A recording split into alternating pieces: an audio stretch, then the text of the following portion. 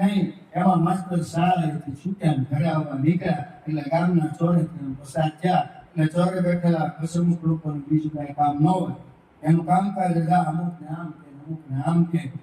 એટલે માસ્તરને કીધું, માસ્તર તમારે ઘરે તો ભંડારો લાગે છે. માસ્તર તો ભંડારો? આ જુવાને હમણાં સાધુની મંડળી તમારા ઘરે ગઈ, તમારા પત્ની તો બહુ ભક્તિવાળા ધાર્મિક એ સાધુઓને જમાડીને જય જયકાર કર્યો કે હે. અને માસ્તરનો મગજ ગયો આવ્યો ઘરે, ભયંકર ક્રોધ આ માસ્તરનો. આંગણામાં સાધુને જતા બૂમ પાડી, હે મહારાજ શાંત શાંત, ઉજમ શું છે આ બધું? સ્વામી ભૂલ થઈ ગઈ, પણ આનો મગજ એટલું ઉજુમભાઈને ધમકાવા લાગ્યો. સાધુ આડા પે ફેર માસ્તર આ શું કરો છો? માસ્તર કે બાવો તમે જતા રહ્યો ને તમારો વારો છે. ધમકાવા લાગ્યો ઉજુમભાઈને. ત્યારે સાધુએ આડા ભરીને કીધું, માસ્તર તું શિક્ષક છો, અગડાને ન માન, કાયર ન બન. અમને જમાડ્યા છે પણ દક્ષિણા નથી આપી, દક્ષિણા આપ એટલે જતા રહીએ. કહે હું મારે આવું અહીંથી જવા દો ને, મારી દક્ષિણા છે. સાધુ કહે તો માન, ગમે ત્યાં પણ તોય તારા હાથે જોઈએ. સાચા સાધુ હતા ને. અને માસ્તરનો મગજ ગયો મંડળીના જે વડા હતા મુખ્ય સાધુ, એની ઉપર જ્યાં પ્રહાર થયો એટલે સાધુએ એનો હાથ પકડી લીધો. અને હાથ પકડતા એ શક્તિપાત થયો. ઉર્જા સાધુની તપની માસ્તરમાં ગઈ. જ્યાં મનસુખને એ સ્પર્શ થયો તેને કંઈક અકલ્પ અનુભવ થવા લાગ્યો. શું થયું? આંખમાં આંસુડા દરદર પડવા લાગ્યા. ક્રોધ હતી કરુણામાં પલટાઈ ગયો.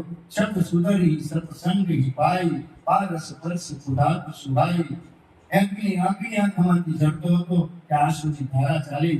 સાધુએ સાધનાનો ફોર્સ માસ્તર ઉપર વહેતો મૂક્યો. રેડો મનસુખ, મહાત્માએ કહ્યું, મનસુખ તું વાત વાતમાં વેર કરે, તું વાત વાતમાં વેર કરે. તારી વાણી કાળો કેર કરે, તારી વાણી કાળો કેર કરે. તું વાત વાતમાં વેર કરે, તું વાત વાતમાં વેર કરે. બ્રાહ્મણનું શરીર તારું, શિક્ષણ આપવાનું કામ તારું, અને તું જો રહીશ તું શું શિક્ષણ આપીશ બાળકોને? મનસુખ મહાત્માના પગમાં પડ્યો, મને ક્ષમા કરો, મારી આજ સુધીનું જીવન કાયરતામાં જીવો, મને માફ કરો. એ મહાત્માએ મનસુખને મંત્ર આપ્યો, તારી પાસે ભણનાર બાળકોમાં દિવ્યતા આવવી જોઈએ. ભક્તિનો રંગ લગાડી અને મહાત્માને આપો જતા રહ્યા. અહીંયા મનસુખનું જીવન પલટાઈ ગયું. સંત સ્પર્શે ક્રાંતિ કરી. પછી તો બાળકોને ભણાવે તો ભણવાની સાથે ભક્તિનું પીણું પણ પીવડાવવા લાગ્યો.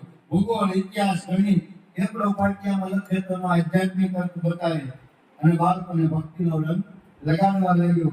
એકડો એક અંકમાં તો સમજાવે પણ એનો આધ્યાત્મિક અર્થ કરે. શું કહે કે એક જ બ્રહ્મ છે આ જગમાં. એ બાળકો એક જ ઈશ્વર છે, ઈશ્વર જગતમાં કોઈનો જુદો નથી.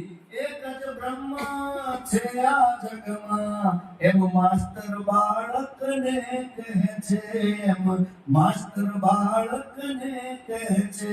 બે ખાતામાં જીવન બગડે, બે ખાતામાં જીવન બગડે, અને ત્રણ ખાતામાં તગડે તે.